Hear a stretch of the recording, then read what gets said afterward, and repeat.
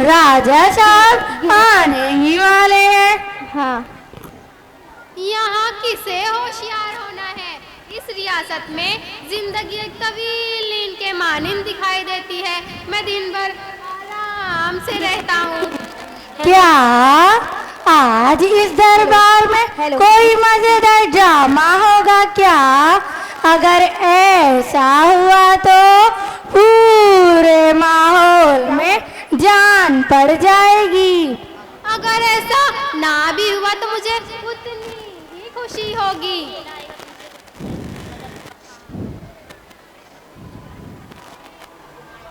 रुक जाओ, तुम कोई अजनबी दिख रहे हो, अपनी पहचान बताओ।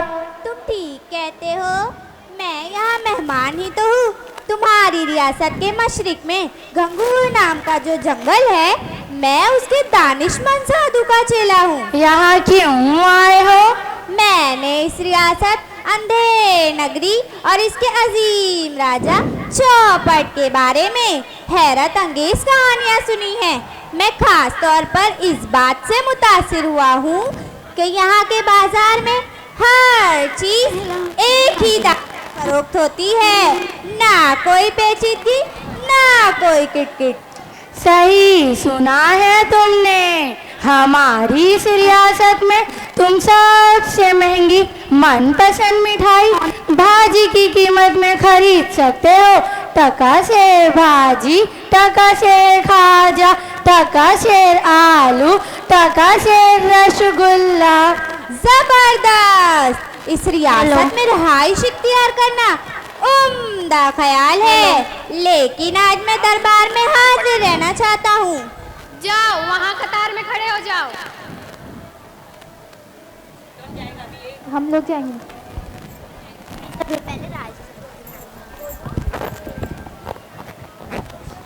होशियार, खबरदार, सबसे ज्यादा शरीफ, इज्जत-ए-माब इस रियासत के राजा चौपट तशरीफ ला रहे हैं। हेलो।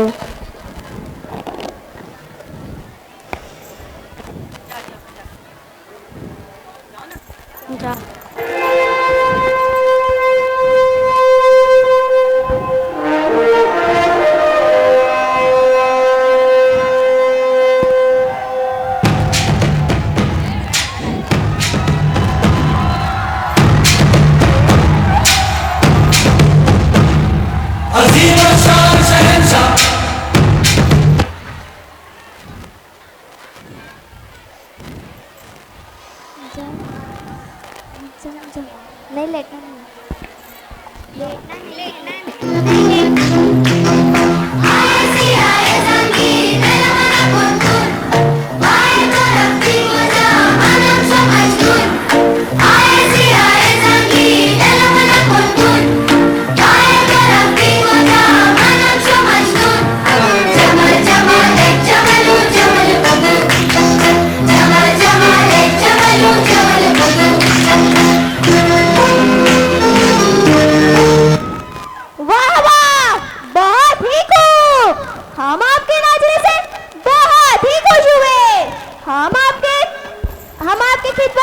नजराना पेश करना चाहते हैं।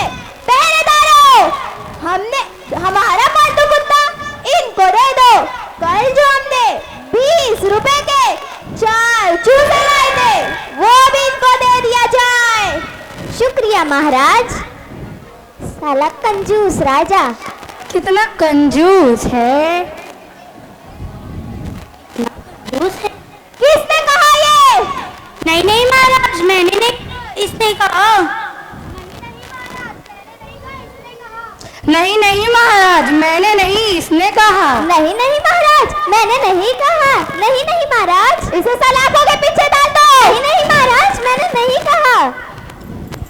इसका दरबार की कार्रवाई शुरू की जाए। पहला फरियादी हाजिर हो।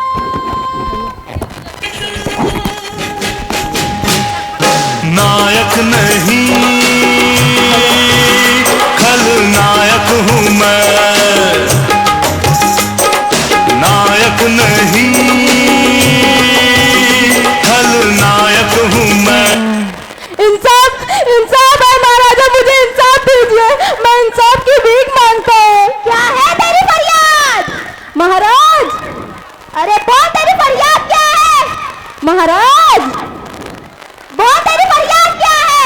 महाराज, इस महान अंधेर नगरी में मैं और मेरा दोस्त वाकई मेहनती और ईमानदार चोर हैं। इन तमाम वर्षों में हमने अपने पेशे से वफादारी की है, मगर इसका क्या फल मिला? कल रात एक व्यापारी के तमाम घर वाले बाहर गए हुए थे।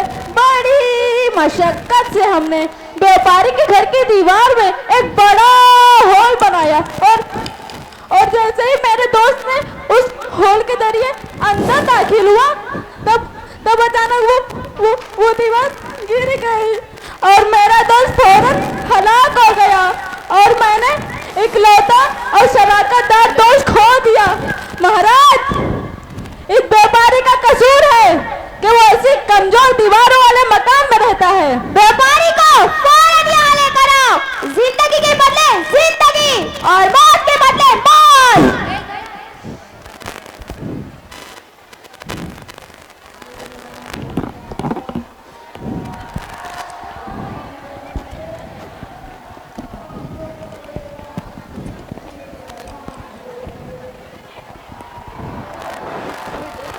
हेलो,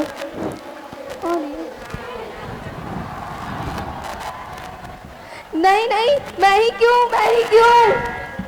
अरे, तेरी लापरवाही की वजह से एक शख्स की जान चली गई। ए महाराजा, इन माहिर पेशेवरों को हलाक करने का मेरा कोई इरादा नहीं था। ये मेरा कसूर नहीं है, ये सब तो उस मिस्त्री का कसूर है जिसने लापरवाही से दीवार को कच्चा बनाया। उस लापरवाह मिस्त्री को फौरन यहाँ लेकर आओ। उसके कसूर के लिए फांसी होनी चाहिए। गोलमाल है भाई, सब गोलमाल है। गोलमाल है भाई, सब गोलमाल है। हर गोलमाल है भाई, सब गोलमाल है। महाराज रहम कीजिए, मैं भीख मांगता हूँ, मुझे सूली पर मत चढ़ाइए। मुझे कबूल है, मेरी बनाई हुई दीवार गिर गई और एक शख्स दबकर मर गया, लेकिन ये मेरी लापरवाही की वजह से नहीं हुआ है। मैंने ईंटों को जोड़ने के लिए जो चूना इस्तेमाल किया वो बहुत ही घटिया दर्जे का था। उसने इसमें बहुत ज्यादा पानी मिलाया था। ये मुकम्मल तौर पर चूना बनाने वाले का कसूर है। उस चूना बनाने वाले को जल्दी से यहाँ लेकर आओ और उसकी बेखाली कीमत उसे अपनी जान से चुकानी होगी। गोलमाल है भाई, सब गोलमाल है। गोलमाल है भाई, सब गोलमाल है। हर गोलमाल है भाई, सब गोलमाल है। तरस खाइए रहमदिल राजा, मुझे फांसी मत दीजिए। मेरी बीवी दो इनका कौन ख्याल रखेगा? अरे, तेरी लापरवाही की वजह से एक शख्स की जान चली गई। नहीं महाराज, मुझे गुनाहगार मत ठहराइए। जिस बर्तन से मैंने में पानी मिलाया उसका मुंह जरा ज्यादा ही चौड़ा था, इसलिए ज्यादा गिर गया। मैं मजबूर था। ये सब उस कुम्हार का कसूर है जिसने ऐसा बेकार बर्तन बनाया। उस कुम्हार को यहाँ लेकर आओ। ऐसा बेकार बर्तन बनाने वाले को सजा मिलनी ही चाहिए। हाँ, इसने माइक खटा आ रहा था। इज्जत महाराज, मैं मानता हूँ कि जो बर्तन मैंने छूने वाले को बेचा उसमें नुक्स था, लेकिन मैं कसूरवार नहीं हूँ। जब मैं ये बर्तन बना रहा था तब मैंने हल्की पाजेब की एक दिलकश आवाज़ सुनी। वो आवाज़ साहूकार की बेटी की पाजेब की थी, जिसकी वजह से मेरी तवज्जो हट गई। बर्तन का मुंह जरा ज्यादा ही चौड़ा हो गया। उस साहूकार की लड़की को यहाँ लेकर आओ। वो इस गरीब को मार के काम करते वक्त उसकी तवज्जो हटाने के जुर्म में उसे फांसी होनी चाहिए। हाँ बस कौन है?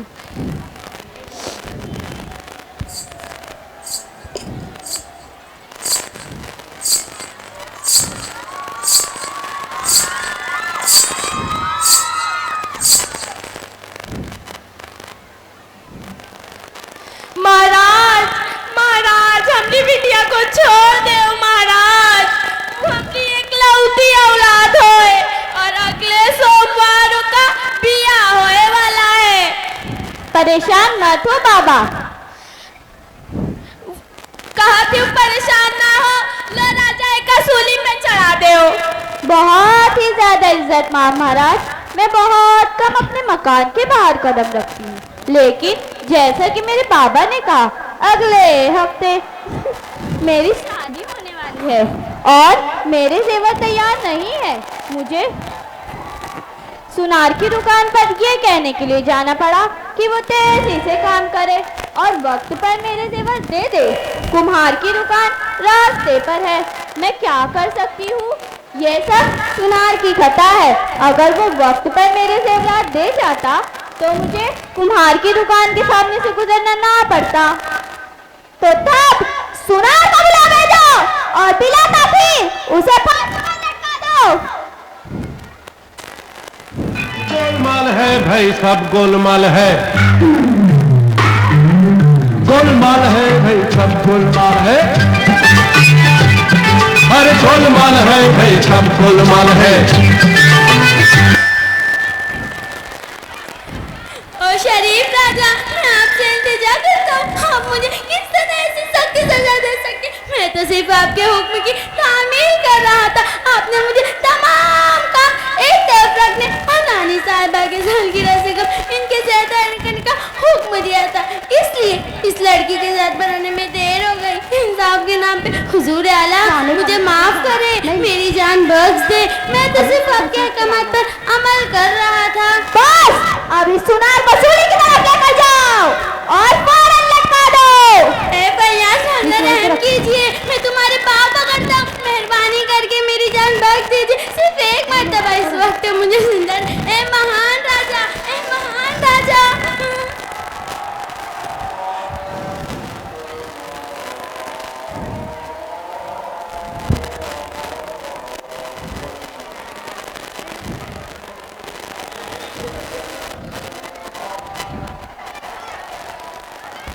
ये क्या है? तुमने मेरे हुक्म पर अमल क्यों नहीं किया? अब इसी लम्हा सुनार को फांसी दो, वरना तुम्हें भी यही सजा दी जाएगी। हम 1000 बार माफी चाहते हैं महाराज, लेकिन ये फंदवर सुनरा के गर्दन बैठा था, ये बहुत है ढिल्ला महाराज। अब तू ही बता हम क्या करी? अच्छा, फिर यहाँ हर एक की गर्दन पे लगा कर देखो, जिसकी गर्दन लेकिन आपकी होगी उसे फांसी दे दो।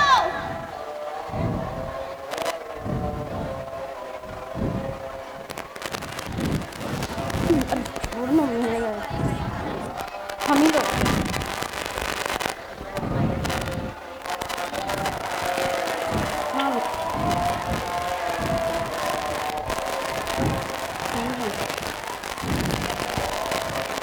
हाँ महाराज, आखिरकार इस चलवा के गर्दनवा में फसिया का फंदवा बैठी गवा।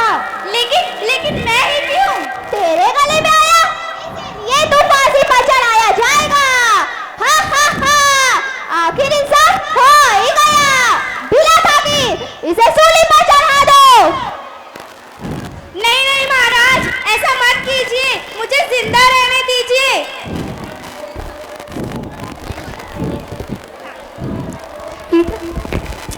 अरे इधर आओ, इधर आओ।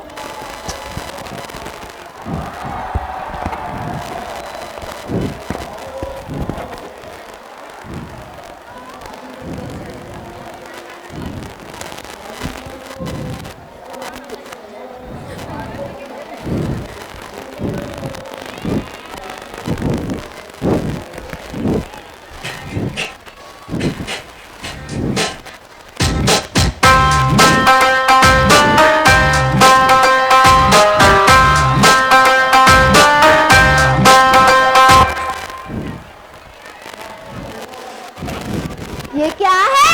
तुमने इस अजनबी शख्स को वापस क्यों लाया?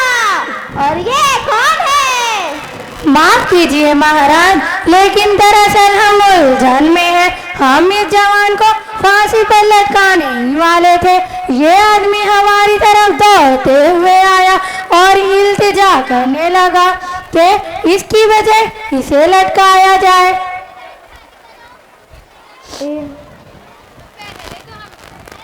पहले तो हमने सोचा इस आदमी का ज़हनी तवाज़ुन बिगड़ ही गया है। भला कौन समझदार आदमी अपनी मर्जी से इतनी भयानक मौत की ख्वाहिश करेगा।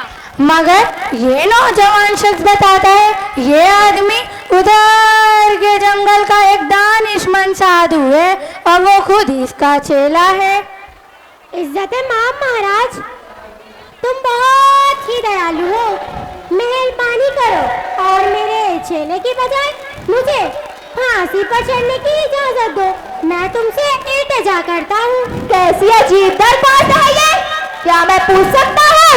दानिशमंद और मुकद्दस शख्स इंसाफ की राह में रुकावट बनने की ख्वाहिश क्यों कर रहा है? महाराज, हकीकत ये है कि लेकिन मैं नहीं बता सकता। मैं वजाहत चाहता हूँ, वरना तुम्हारे चेले के बदले तुम्हें फांसी देने वाला नहीं। देखिए, एक महान ज्योतिष ने बताया है कि लेकिन मैं नहीं बता सकता। जल्दी बोल दो, वरना तुम्हारा चेला लटकाया जाएगा।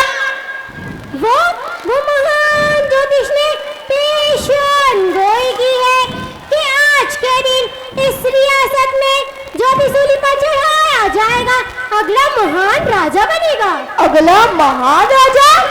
हाँ, और मैं अगला महान राजा बनना चाहता हूँ और इस पूरी रियासत पर हुकूमत करना चाहता हूँ। तारीख में मेरा जिक्र एक मशहूर अजीम महाराजा के तौर पर किया जाएगा। आने वाले हजारों साल तक मुस्तकबिल की नस्लें मेरी अजमतों के मुताल्लिक पढ़ती रहेगी। इसलिए महाराज, मुझ पर दया कीजिए और मुझे सूली पर चढ़कर मरने दीजिए।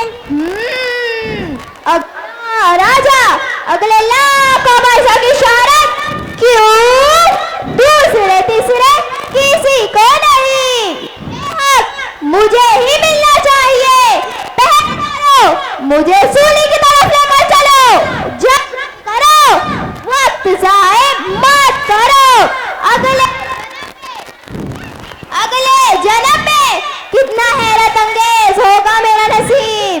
मैं एक बार फिर राजा बनूंगा। इस दुनिया को अलविदा, फिर मिलेंगे। अंधेर नगरी चौपट राजा,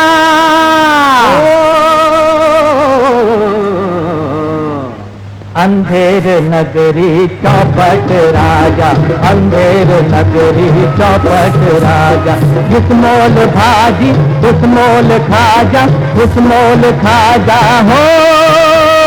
अंधेर नगरी चौपट राजा, अंधेर नगरी चौपट राजा।